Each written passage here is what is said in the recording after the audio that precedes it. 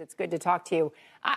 First of all, I do want to talk about how the markets proceed going forward. What's your take on how we start Wednesday after Election Day, looking forward at politics and the way it moves the markets?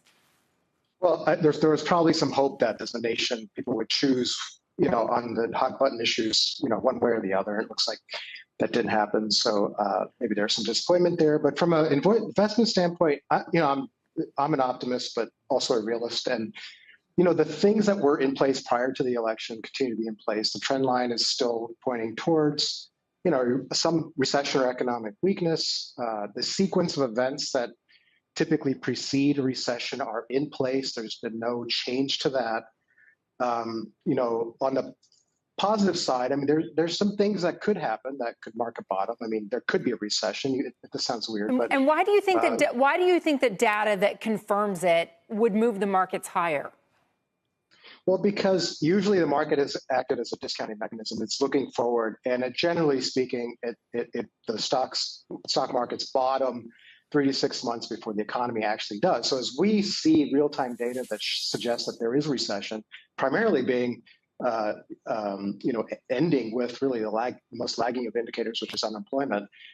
If that were to suddenly begin to tick higher, and you're already starting to see signs that that's actually starting to roll, that would kind of give some hope that the end is near, and that's good enough for stocks to bottom.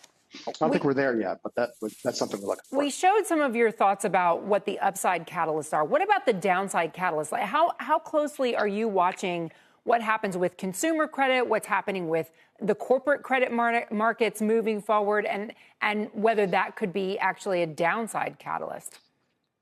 Yeah, so what I tend to do in these situations where you have a flagging kind of economy is look at where the excesses were, right? And so you had crypto that you're on top of that, the name stocks, which everybody knows about. But maybe under the surface that people are not focusing on is like the auto loans, for instance. These are relatively small parts of the entire system, but they tend to be quite volatile and leading. And you're starting to see already some issues with the auto loans, especially in the subprime space.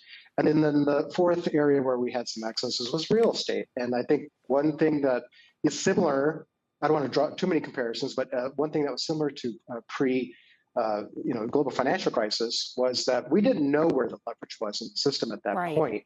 It surfaced everywhere, right? Here, the hope is that because most or 30 to 50% of housing demand over the last couple of years has been investment by rent to or buy to rent kind of investors in cash. So people sort of assumed, okay, well that's safe. Well, I don't personally know any real estate investors who don't leverage real estate. That's sort of the point of real estate. So they didn't. Maybe it's not in mortgages, but they did leverage somehow. And so that shadow banking system, it's very hard to gauge how healthy or not it is. But I suspect, since that's where a lot of the excesses were, that's something that we need to keep an eye on.